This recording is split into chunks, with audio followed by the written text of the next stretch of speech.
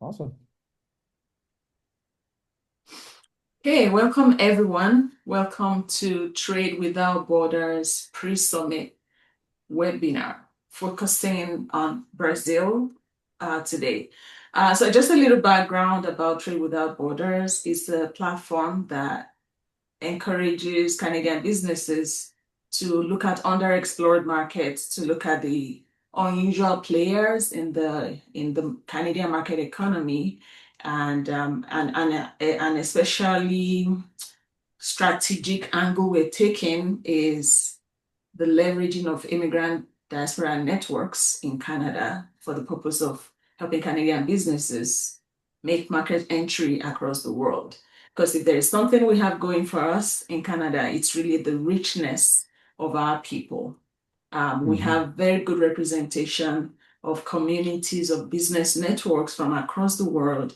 And these are people that love this country, people that mean well for Canada and as well as their home countries. So we are hosting this series, creating this platform to really get that conversation going and start looking at all the other parts of the world that are rich, that have the right population, the right project, the right environment to attract Canadian businesses and investment, and to just begin to spotlight that and leverage the assets we have in our people.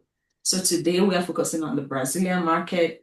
The growth there is tremendous, and it's a surprise that it's not on most Canadian companies' radar, and we just want to spotlight that. So to help with the conversation today, we have invited these awesome people. We've invited Lauro Fiuza Neto from Brazil. He's actually joining us from Brazil. Lauro is a managing partner in an energy group of companies who has also done business here in Calgary before. So that's going to be a very rich perspective. I'm sure they will still have a chance to introduce themselves. I just wanted to do a quick spotlight. And then we have Ingrid Polini. Ingrid is the co-chair of the Brazilian Canada Chamber of Commerce, the BC chapter. And so she has the perspective of market facilitation across borders as well as doing business here. So those rich perspectives are going to help with this conversation. And Andre is everywhere.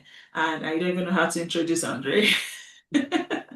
So yeah, so Andre is going to be anchoring the conversation, and we'll make sure that there is time for Q&A after. And I just in a quick little plug I want to put in here is there is a Trade Without Borders summit coming up in February in Calgary. So that's happening February 25 in Calgary in person. And I'll be putting the link to that registration in the chat as well. So this webinar is one of the pre-summit activations that we're doing leading up to the summit. Yeah. Okay, take it away, Andre. Thank you so much. Super nice introduction. If that's okay, I think it will be super useful for pretty much everyone attending to know a little bit more about Lauro and Ingrid from their own words. I think so, so they can elaborate a little bit better. Also because they do operate in different industries, and then potentially if you're looking for something more on the Ingrid side, you kind of know a little bit more of her story. You can join, you can talk to her, and of course the same for Lauro as well. I'm not the one here with authority to talk about how to invest in Brazil now. I sold the company in Brazil with a beautiful support from Lauro. That's a conversation for another day. He's been my business mentor for 6 years at this point. Oh wow, it's crazy. I sold my first company under a lot of his guidance, so that's why I appreciate a lot him coming. And then now, of course, my current company is a Canadian one. But I think those two, they do can share a lot about doing business in Brazil. It's going to be the focus today. All right, so let's start with introduction. So Lauro, if you could elaborate a bit more about you, I think it will be important for people to understand who you are. Of course, pleasure. First of all, thanks for inviting me. It's a great pleasure to be here. Canada, Calgary is very close to my heart. I lived for 7 years there not long ago with my family, and we had a great time. It was very important and very rich for my life experience to live in a place like that, to experience Canada from inside. Um, and of course, I bring to myself very great memories from this time. I'm a businessman from a family business, second generation. Me and my brother, we run the business today. It's almost 60 years of existence. The company we started as mechanical engineering contracting back in the day, um, with pivotal moves almost every 10 years. And the last branch or the last effort that we very much focused on was energy power generation. We have been doing that for almost 30 years now, around 25 years. And it has been a very good journey, a very rich and big for us, um, in which we have gained a lot of experience in doing business in Brazil, and of course, lived throughout the past 30 years, which have been different than in the past. So Brazil has gone through several stages in development, and it was interesting for us to live those times. Um, we very much focus in the country. We are 100% determined to improve this place and to uh, do business and bring progress by generating jobs and increasing people, enhancing and improving people's lives. So this is our main vision and mission, and we look forward to the future. Nice, man. Thanks so much, Laura. Amazing. So we're gonna touch back to you soon to talk a little bit more about the energy sector in Brazil for sure. I think people would love to understand more. So Ingrid, um, uh, can you share more about you? Yeah, of course. So, my official title is I'm Chief Operations Officer at ClimateDoor. So I support ClimateDoor in general supports climate tech companies in commercialization and finding funding and with non-dilutive funding and really market entry to different markets. So in terms of today, I run the entire operation and make sure that we're doing everything on time and all that fun stuff that most people don't like, but it is my passion. And what we do is really digging deep with those companies and identifying new markets, including Brazil. So we work with a couple clients that have expanded to Brazil from Canada. And then on my personal experience, I have a background as a VC as well as an entrepreneur. So I built a company in Brazil that I also sold, that I brought to Canada and the US before I did that. And it was in the SaaS space, so not on the climate tech space. And I've helped the chamber with multiple connections and transactions. So we work really closely with Brazil and other countries in Latin America, especially for market expansion today. Yeah. Awesome. So is that fair to say that Ingrid, you are pretty much up to date and kind of operating in Brazil? Yes. That's awesome. Amazing. Okay, so Lauro, back to you, man. And of course, I'm biased because I know you super well, and I know a few things that you are involved. But I think the energy sector has been kind of you guys focus for at least the last 10, 15, 20 years, something like that. So talk a little bit more about the energy sector in Brazil right now and look into the future. Of course. Actually, you can expand to infrastructure as a whole, right? Okay. So Brazil is a huge country, it's a very big country, as big as, I'm not sure if it's the biggest, but close to Canada's size. And being vast like that, you have several countries within one, right? And you have to connect them. You have to connect them by roads. You have to connect them by rail. You have to connect them by fiber optics. You have nowadays, you have to connect everybody through whatever is available in terms of infrastructure, so that you bring productivity to the economy and you make the country grow, the economy grow. Uh, Saying that, there's so much to do here, right?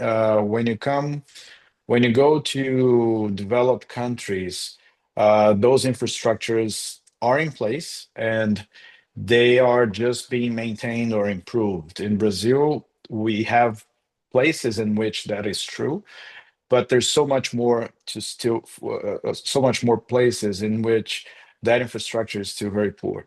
So there's a lot to do. And our institutions, they have improved a lot throughout the last 30 years, especially 30 years, since the early 2000s, late 90s, late 1900s and early 2000s. We have had the opportunity to improve the institutions in a sense that it is a better business environment than what it used to be. Mhm. And then, of course, once you have that, you have you have a better situation for any investor to come and put the money and know that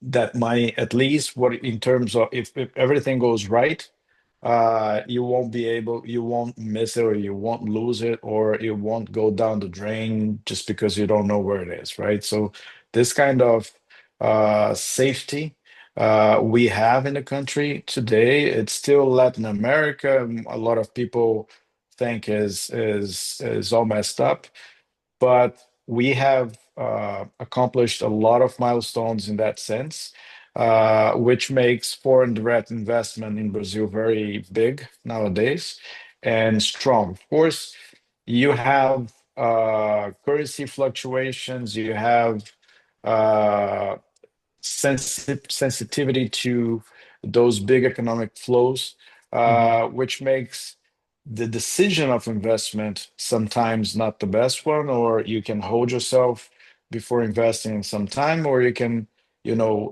come strong in other times, as we've seen in the past, because of those macroeconomic situations or moments, right? But as a whole, it's very much proven that foreign investment in Brazil, it is totally doable, it is safe, and there's a lot of people doing. Canada is strong here. I mean, Brookfield and some of those big pension funds that Canada has have been doing business in Brazil for the past 30 years Mhm. without leaving, buying, selling, reposition themselves in different sectors.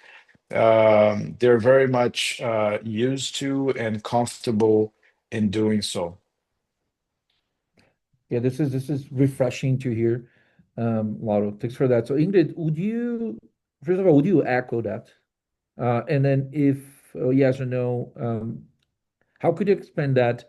And if you could actually touch your industry, specifically the one that you operate now, if you want to also share about how Brazil plays a role in that sense and what are the opportunities in specific industry. Yeah, absolutely. I think that there's a couple of things in terms of the trade politics world that we're living today, as well as how that connects to Brazil and seeing Brazil as a powerhouse, right? So when we talk Mhm. about clean tech, so clean tech, I operate in the energy sector as well. We operate with agriculture, food tech, anything related to clean or climate energy. So our scope is quite broad in that sense. So what I've seen a lot just in general is that because of the trade challenges that are happening with the US and the uncertainty created that a lot of Canadian companies and Canadian investors are trying to look at other markets, which before they didn't have to make that change, right? So we're seeing that we work a lot with the European Union as well. We're seeing a lot more, even like the European Union, we're looking more into Canada than looking the US. And the same goes for Canadian investors and Canadian companies looking to broaden their markets outside. So Mhm. when we talk about market expansion, a lot of what we've seen in the past is companies coming to us to expand to the US. Now we're seeing a lot of companies coming to us to expand to Latin America, to expand to Asia, to expand to the EU. So it creates a new dynamic where Brazil has been coming really strong on that and making new relationships and also not new relationships, but strengthening relationships with Canadian buyers and companies. That said, I also think that there is a particular to what Laura said. Like people think, oh, it's Latin America, it's messy, but people don't sometimes understand the bureaucracy that comes in and how organized Brazil can be in terms of bureaucracy. and at the same time that it can be unclear. So what I would say is, in terms of Brazil, it is a great market, but you have to tread with caution in the sense of understanding it. Not it, because I've seen all Brazil like, oh, Brazil is fine. Like it's like Latin America, so everything is fine. It's not. Like really understanding the local legislation and really understanding how to operate in the country, so they don't end up with like uncomfortable situations because of the lack of understanding on how things work in the country. Good point. Okay, so do you both think that we still have a lot of misconceptions about Brazil as a whole? I think we can agree, culturally speaking, for sure. Um, but what do you think the Canadian companies most often misunderstand about Brazil when they first start exploring that, Ingrid? I would say that one thing that I've seen, so we work with small companies, but we also work with large players. And one of the things that I've seen, just a mistake that happens often with Latin America in general, is companies thinking that just because they have it in a specific, like say Colombia, that they can just translate their product and their strategy from Colombia to Yeah, Brazil. 100%. Right? So just seeing Latin America as this big blob of everyone Mhm. is the same and everything is the same, which is not. So anyone from Latin America and us will tell you that Brazil works way different than a lot of other Latin American countries. So I would say that that would be my main, like when we were talking about strategy, that it works completely different. Even like, so we work with some ag tech companies, which is like they had to change the entire way that they did the predictive analysis. They had to, because of not just the climate, but the way that agriculture works in Brazil.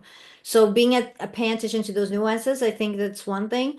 And the second thing, I've seen it less often, but I've still seen it, that there's still the misconception that because it is Latin America, that it's less innovative, or that we don't have that much tech. So I've heard this from Mhm. fintech, for example, for financial tech, that they're like, oh, we go to Brazil. It's like, oh no, fintech in Brazil, it's like ways ahead of Canadian fintech. Right? Like Yeah, if you look at like even the app from banks here and app from banks, sure, like 100%. it's 100%. wine and water, right? But that misconception of because it's Latin America that we would be less advanced, which could have been further from the truth.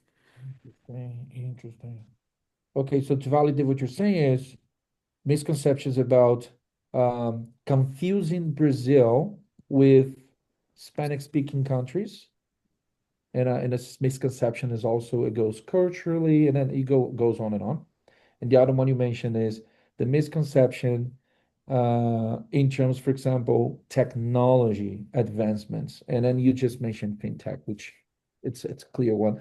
So, Lauro, what could you add to that misconception? Because you lived in Canada as well, Mhm. about, Canadian companies are trying to go to Brazil.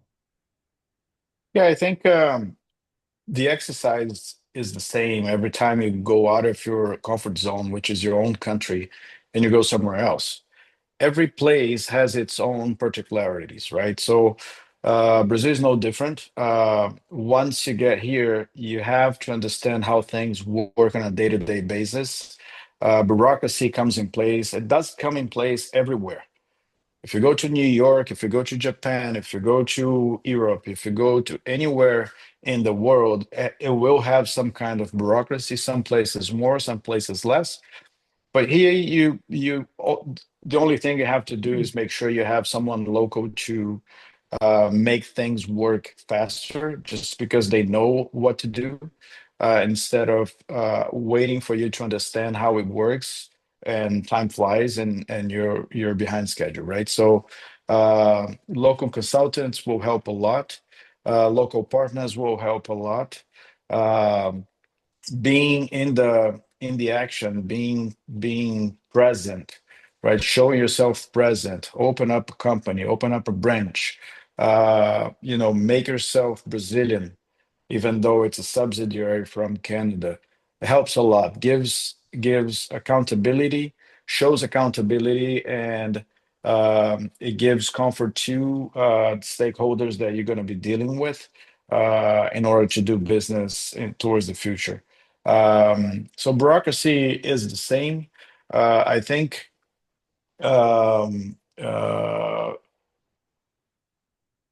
Ingrid was talking about the agribusiness, the difference between Brazil, as an example, difference between Brazil and other countries. Yes, it is a good example because, for instance, if you understand how the geography of the country works, and the kind of cultures that we have here, pretty much you're going to find something similar in Argentina, but you're not going to find similar things in Colombia or in Peru or in Bolivia or in Paraguay. Paraguay, yes, Paraguay will be somewhat the same. But in the Guianas, so places are different than others. Uh, Geographies, we have flat terrain, they have lots of mountains, there's different cultures. You have to understand where you're sitting, right? Where you're placing your foot. Um, so I would suggest for everyone to come see, get local lawyers. Lawyers are a very good hand to help you understand how the country works and make you more comfortable in dealing with the local reality. Got it. And then, so, okay, so from your point of view, Lauro, it is becoming local, or at least trying the best you can. Um, it's important for you also to be successful as an international company, let's say a Canadian company in Brazil. So becoming local means, for example, hiring local lawyers, right? Local consultants, local accountants. So in that sense, Ingrid, because you also a co-chair of BCC, right? I understand that's also a role that BCC itself plays, right? Trying to kind of mitigate that relationship.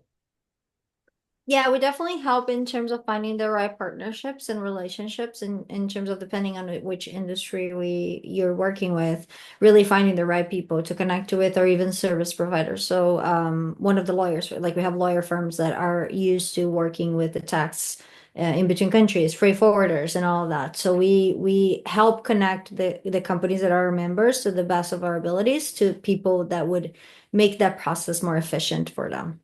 Got it. Okay. And what sectors do you think, Ingrid? So let's think about the next 10 years. Okay.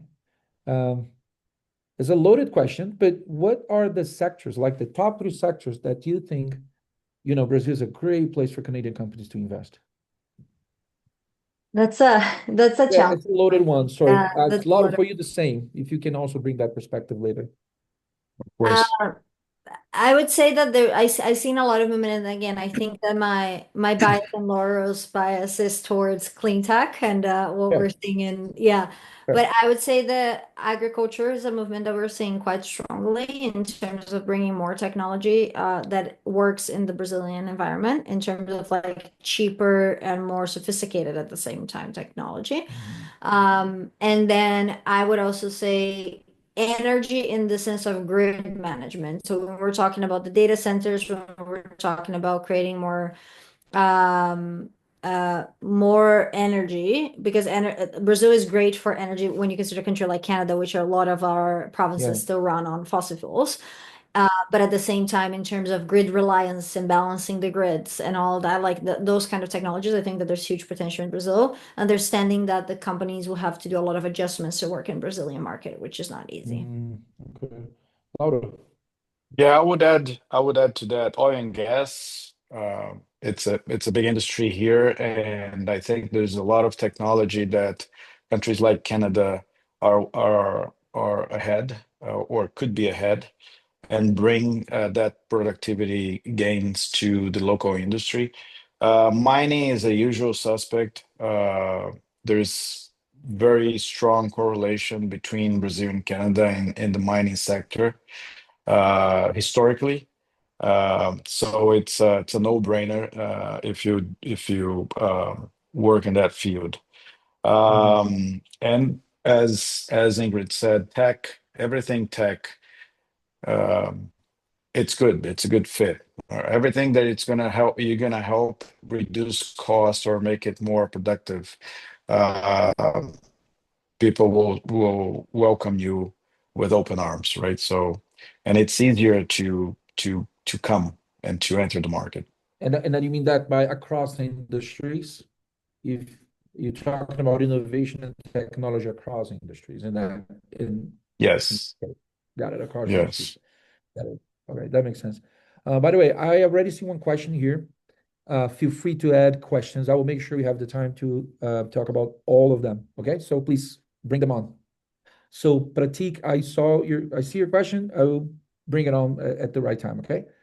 Okay, so let's think about how supportive is Brazilian's government, either federal or either state, municipal, if that's the case, in terms of giving incentives, partnering up with companies coming from Canada, for example.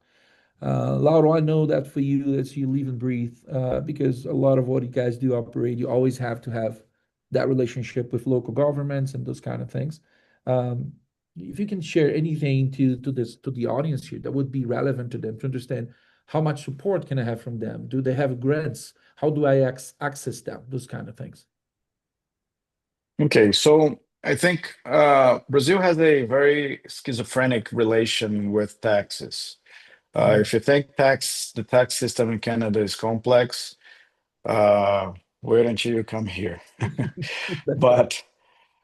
But the reality is that it is complex, and in my personal opinion, it is not the best system that the country could have, and it's a very big burden on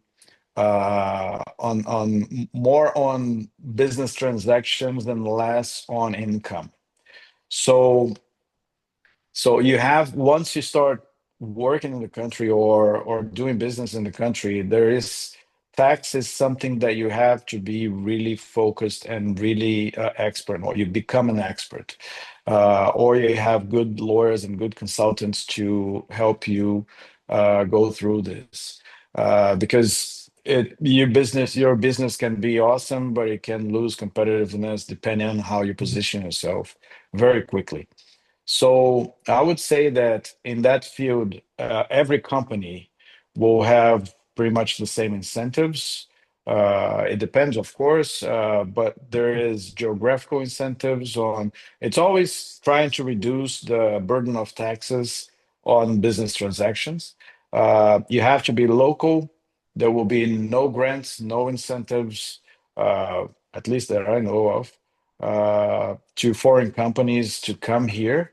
Companies will help you thrive once you are here, right? Once you become accountable for the business you are running in the country, or you're trying to sell or provide services, whatever it is. But once you're here, there will be several initiatives to help you become more competitive in the playing field. Again, lawyers and consultants will help you out with that, and will make your life easier. Got it. Okay, fair. So Ingrid, anything you want to add to that? No, I think Laura covered it all. Yeah, I agree with him. Awesome. All right, so gotta tell a quick story and then I will ask a question, okay? Just to make it even more interesting that it already is. I've opened an office for a company. I opened two offices for a company in Brazil. Actually, three offices, but this is one of the first ones I've done. It was way back. And I had the privilege to open that office and then kind of move to that city, build a team, and then grow from there. And I got a visit from it was so surreal. I got a visit from the CLO of that multinational organization. The chief legal officer, for whatever reason, Lauro decided to fly to Salvador. I still don't understand what he was doing there.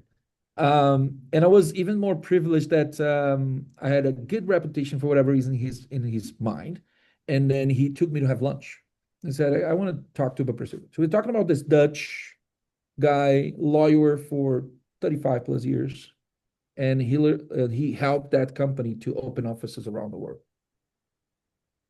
One thing that I never understood was, why do we have one entity from the Netherlands that kind of regulates all the other entities around the world? And we have a second entity called Company X Brazil Ltd. So I was trying to understand why Brazil is so specific. So it was a very interesting, again, we were talking about 2015. That was 10 years ago. And he was like, Andre, I've opened offices in a lot of places in the world. And and we try to do Brazil from not opening a company here. And everything started working for us when we finally understood that we needed to have a Brazilian entity. It's very simple. It operates in a different way. We hired local lawyers, and then from there we built everything. We built everything that we're building. It was a super successful company in Brazil. But it was very interesting to understand from him is that I tried, and then we gave up, and then we found the locals, and then we took from there, right? So it's super cool in that sense. So my question for you is, so sorry, and then he said that he underestimated the complexity. That's what he said. Okay. So then a question for you is that when you think about complexity, I know you talked about taxes. What else can we talk about to the audience here that to not underestimate the complexity of operating in Brazil? And Ingrid, that's okay if it starts with you. Yeah, of course. I think that there's a couple of things here. So I have my master's is in intercultural communications, so I tend to lean on the cultural change, like the cultural differences as well, because I think people don't realize how much it can happen there. So when we, besides taxes and legislation, which is the, like you get a lawyer, you get an accountant to help you with that. I think when we talk about culturally, Brazil is what we call a high context environment. So a high context environment means that we tend to give a lot of when we do sales calls, it's usually an hour. You give a lot of context. You connect with the person one-on-one. You connect with the person, not just the company. You take them for lunch. You take them for coffee. In Canada, things tend to work way more straightforward in a way that if you're coming to Brazil and you come with that mentality of going super straightforward, it's considered rude. Right. So we've probably all seen Canadians do that and a Brazilian being like, oh, like especially Brazilian new to Canada, I was like, oh wow, like that's different. Like, right. You're not trying to create that bond first. So I think that paying attention to the cultural differences. I work with a lot of different countries internationally. And the first thing that I do if I'm meeting for someone with a background that I know is studying and understanding a little bit more culturally about what, like how they act, how they, simple things. As for example, I did when I was speaking at CES, I was invited to do an interview with Japanese media. And from Japan, usually when they give you their business card, you give them with both hands, you bow a bit, and then they do the same. So knowing those like particular instances can take you a long way. I'll just finish this by saying when I was doing my course, which that book stuck to me for some reason, but my professor didn't know I was Brazilian, but he added a page from a book, I think like 1969, whatever the older book that talked to expats from the US going to Brazil and even taught them the distance that you should stand between a Brazilian and themselves. Because North Americans tend to stand further away, but if a the book specified as like if a Brazilian tries to stand closer to you, don't push back because it shows untrustworthiness. And I never thought about that, but we tend to stand much closer, right? But that like if someone starts walking back, you're like, what are you doing? Right. So even like the specific nuances, not to scare people, but to understand that we're talking about a different culture, that especially on the sales process, people tend to bond way more on the relationship and the personal side than they usually do in the Canadian. And that applies for employees as well, right? Than on the Canadian side. At least that's something that I've noticed. 100%. Oh, I love your masters. So Wunmi, we have to have another session just to explore Ingrid's masters because I love the topic. We can go on a tangent here, on and on. Thanks for sharing that, Ingrid. Just quickly before I move to you, Lauro, thank you, Newton, and thank you, Encore and Jay, for your questions. I'm going to start addressing them in 4 minutes because I'm a clockwork. So in 4 minutes. So Lauro, what can you add to what Ingrid was sharing in terms of the complexities? I know you talked about taxes. What else? I think she touched on a very sensitive point, which I totally agree. It's about culture. Um, Brazil, one thing you have to understand is that we have 210 million people living in this country, vast geography and systems and very fragile systems to coordinate and to control everything. And those systems, they're improving, right?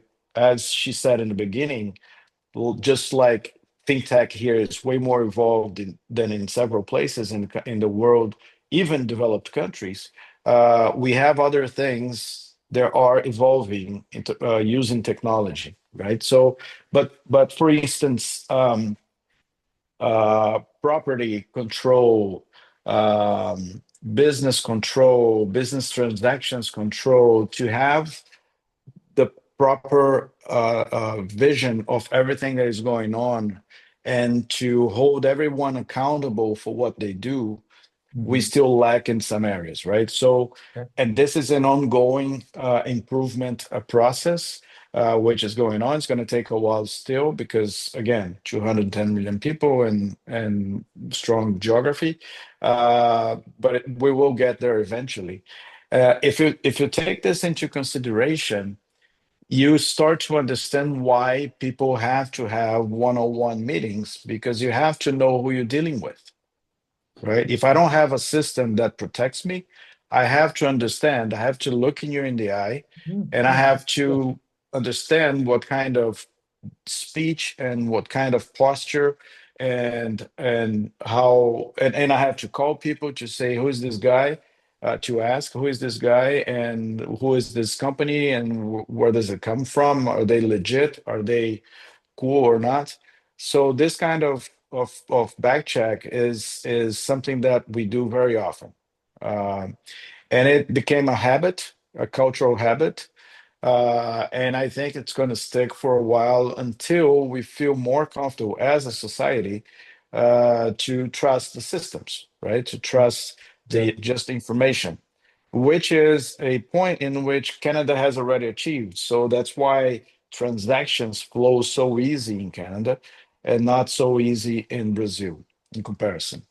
Um, I'm not. I don't want to. I don't want to say anything low to other countries, but if you get East India, it will be the same, right? You go to India, there is 1.4 billion people. You don't know everybody, right? The government doesn't know everybody. You have no, there's no chance you can follow every single person what they're doing in that country. So it's pretty much the same situation. We have to evolve on that and respect more respect on property. So if you, so again, like Ingrid said, is high contact.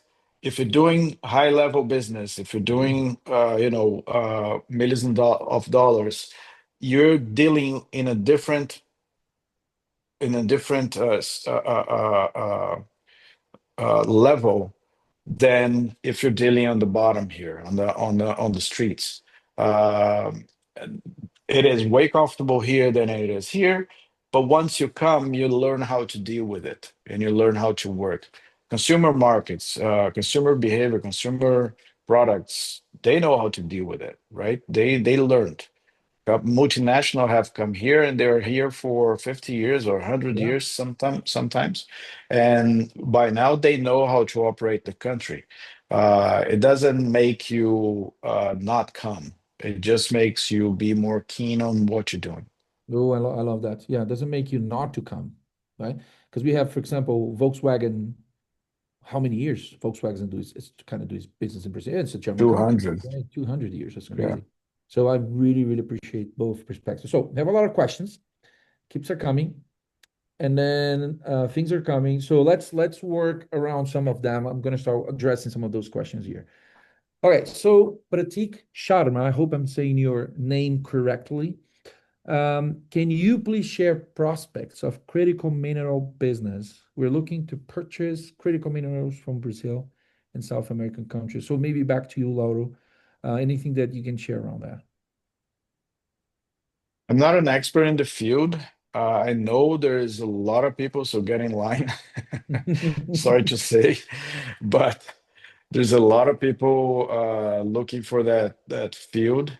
Um, I could try to name or I could try to name or to present some strong law offices that will help you way more effectively than I could, just because I don't work in that field.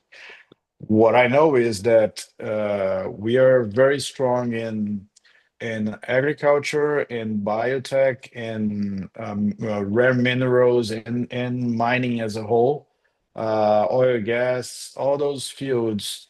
There's a lot of business to do here in Brazil. But again, you have to have a local support.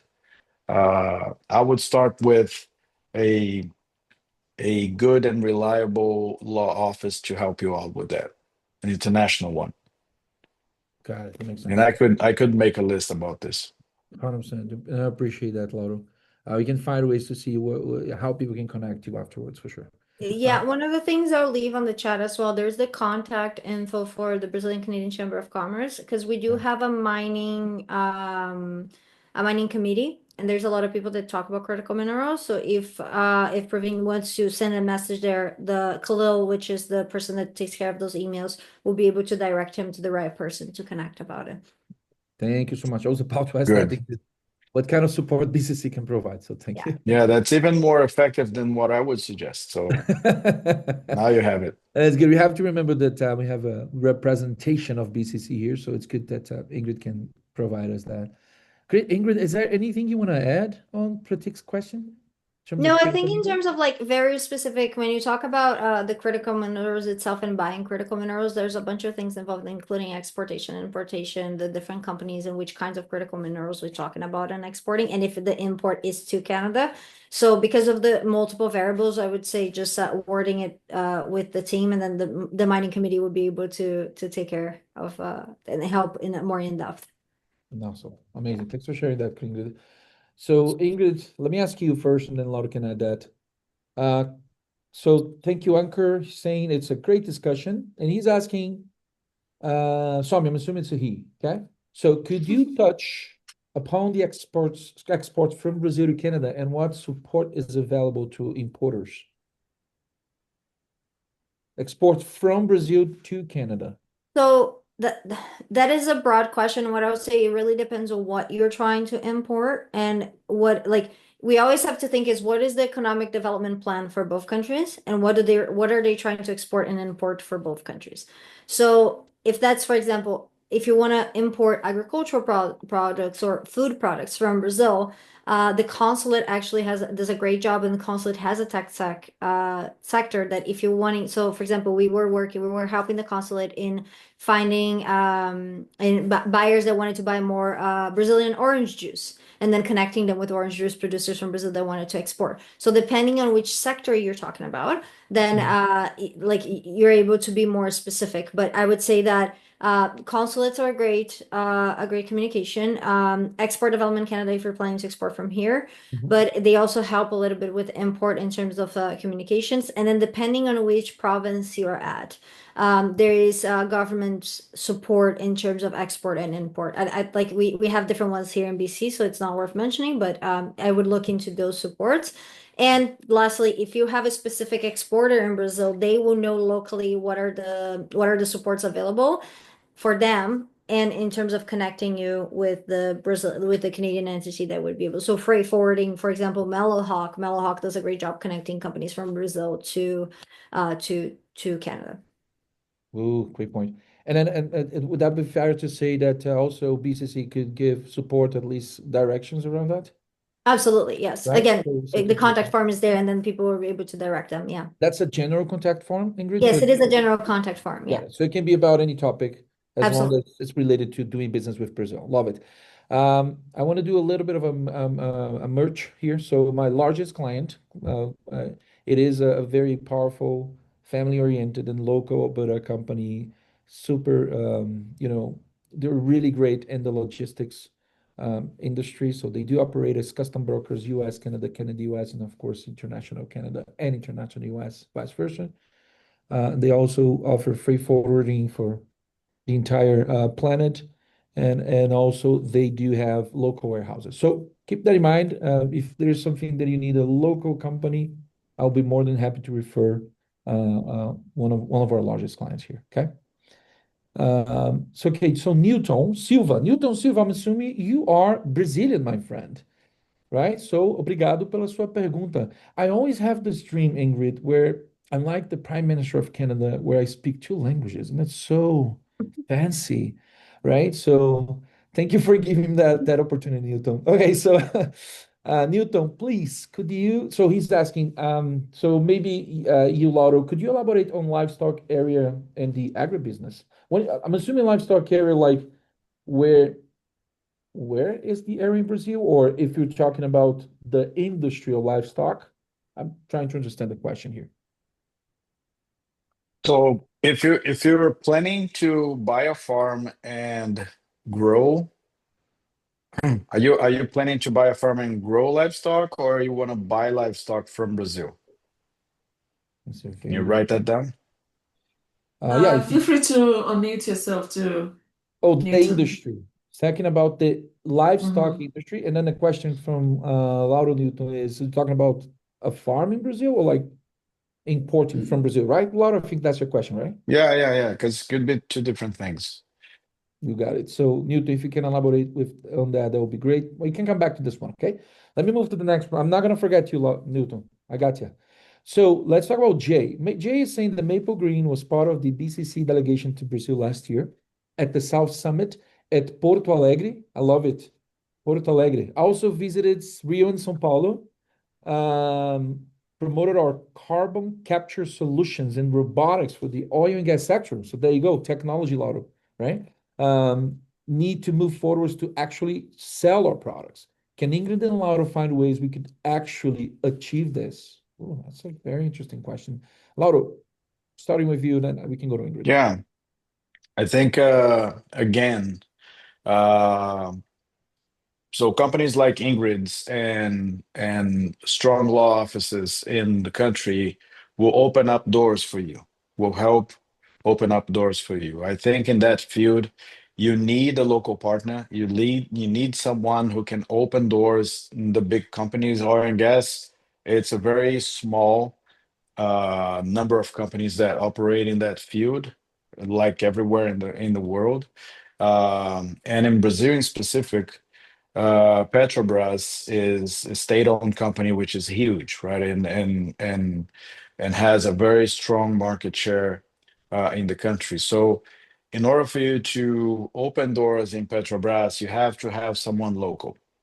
So those people, like companies like Ingrid's or strong law offices.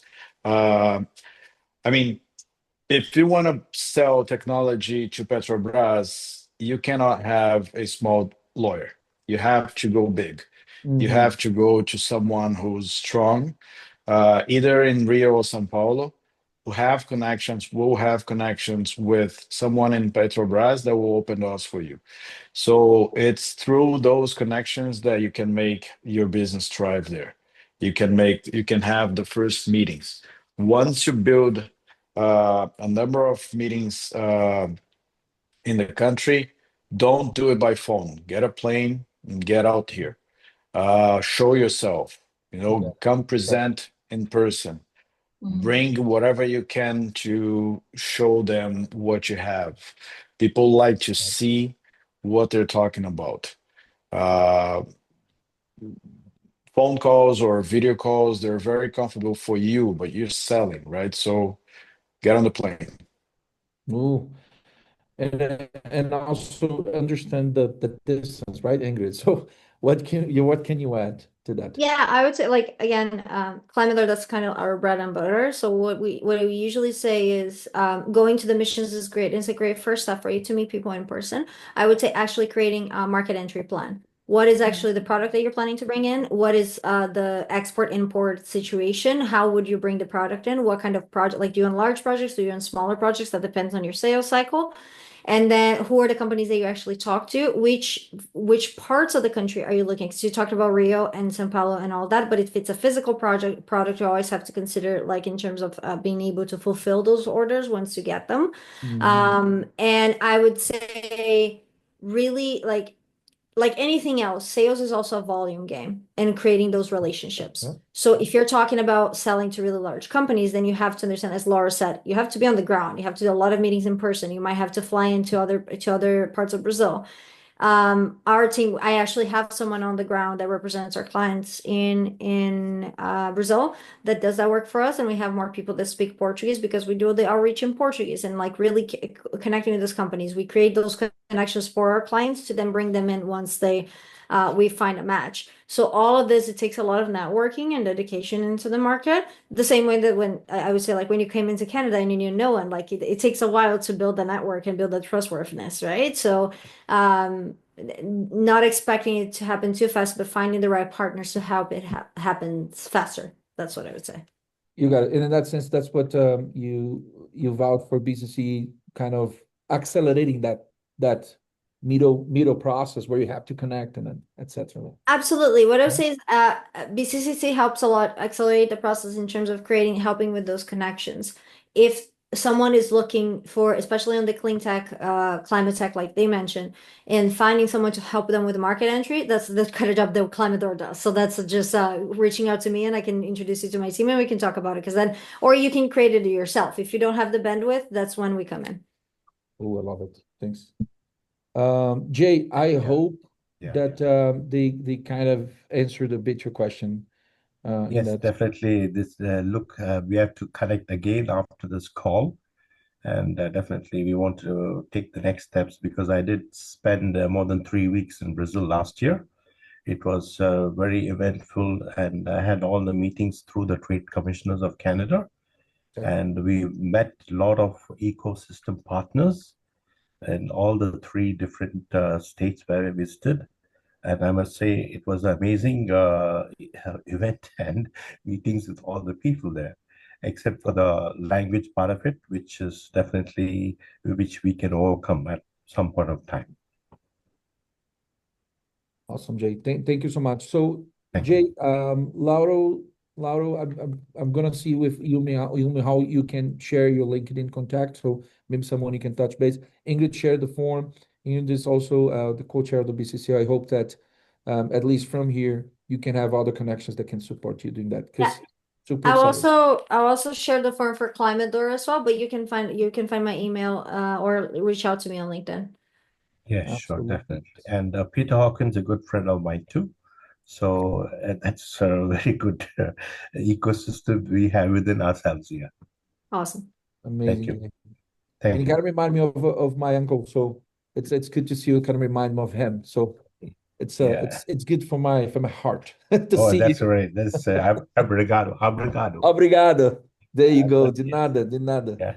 Super cool. Okay, so let me Thank you. do so we have my name is Loic. Loic. I hope I'm really saying your name right because I take that super serious. So okay, so Loic is saying that I lead the strategy for Canadian French consortium, specializing, sorry, in technology-based public-private partnerships, PPPs, that help governments fight counterfeit and illicit trade and recover lost tax revenue. So our solutions are simple to implement, self-funded, require no state budget, nor designed for immediate impact. Ooh, nice pitch. Love it. So I have two short questions. In large government and B2G projects, where the initiatives most often get stuck between political approval and actual execution? Oh, that's a loaded question. And in that context, do any of you have direct or indirect access to the public or private decision makers needed to move projects forward? Oh, wow. Okay. So I'm not sure we're going to be able to cover that in 4 minutes, but I will ask both of you, Ingrid and Lauro, what can you share to give a light to Loic? And then with the form and contacts from both of you, that person can connect later on. So Ingrid, starting with you. Yeah, I'm a bit confused if he's asking for Brazil or Canada. So I'll let Lauro go first. Great question. Okay, I'm asking for so if, Brazil. Yeah, I'm Sorry? asking for Brazil. For Oh, Brazil? you're Yes, actually from for Brazil. Brazil, obviously. Yeah, I'm very interested about the market in Brazil, so I'm asking specifically for Brazil.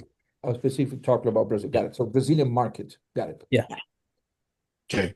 Thanks, man. So let me get ahead of it. If remember, we are a federal government, 27 states, and I would suggest at least 50 strong municipalities, right? 50 big cities.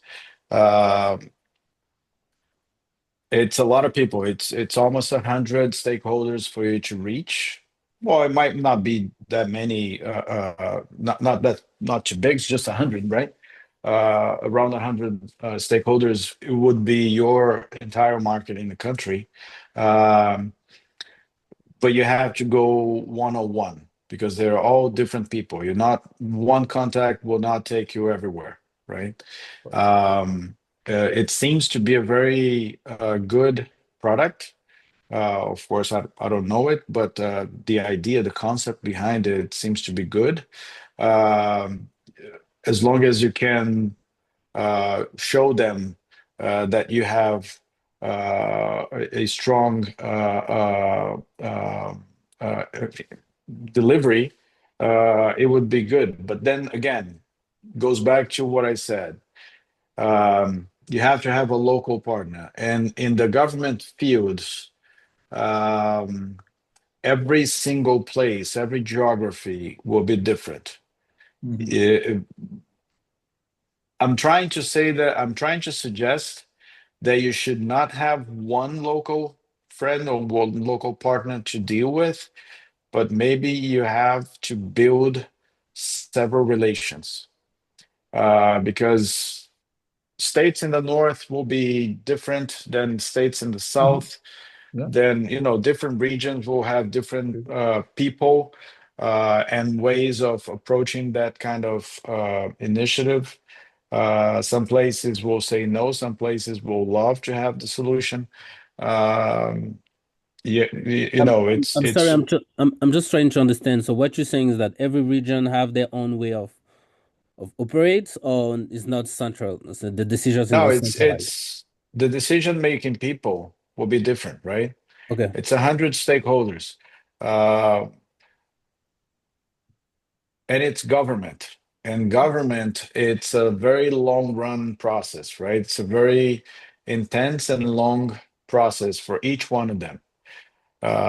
It's not easy. Every term is 4 years. Sometimes it will take you 4 years to show, and then someone else comes in, and you have to start over. So definitely you have to have someone local. You have to have a local partner to be able to deal with all those things at once.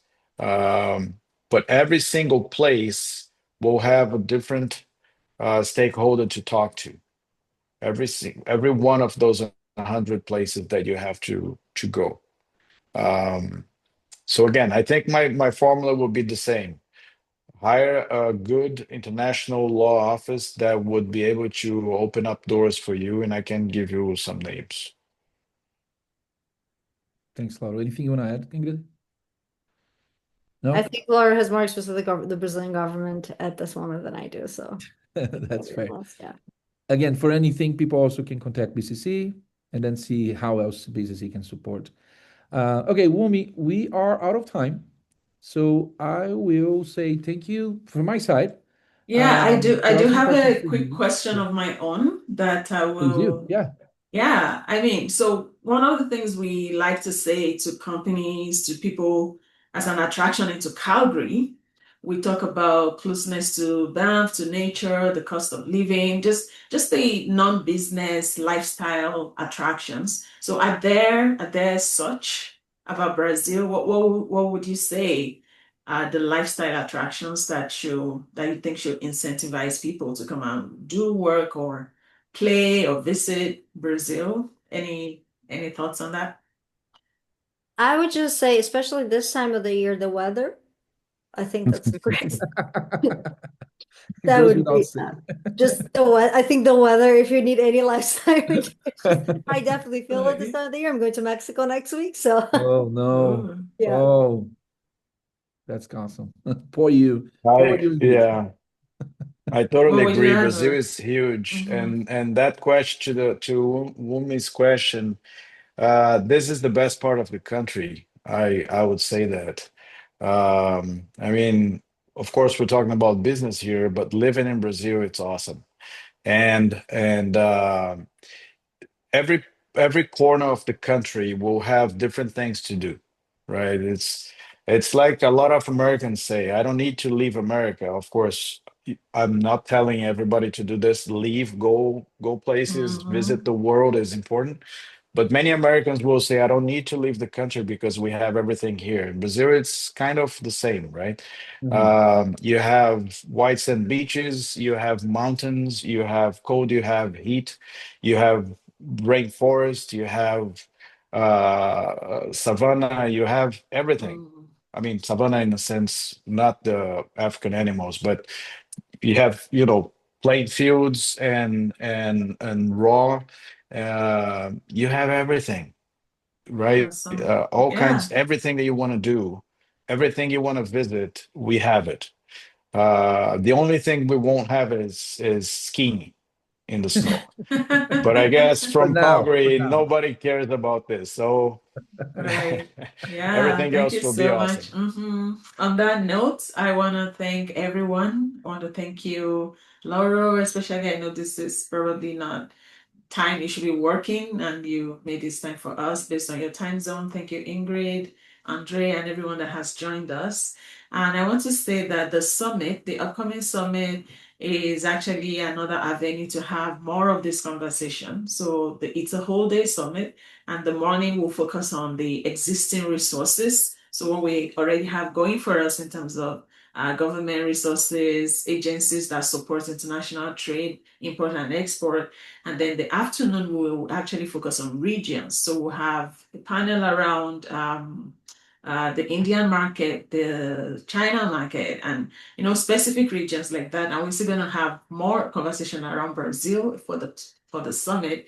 So if you're in Calgary, make sure to plan to attend. And even if you're not in Calgary, like come to Calgary, because of this. So yeah, we would really love to see you. And please follow, I put that in the chat just now. Please follow our LinkedIn page for Trade Without Borders. We will be talking more, featuring more regions around the world and local contact that can help you facilitate those conversations. I really love what was going on here. As we were talking, people were like, I can connect you, talk to this person, reach out to me. This is exactly what we're trying to accomplish, because there's a lot of resources of social power, social capital that already exists that we can be leveraged among each other.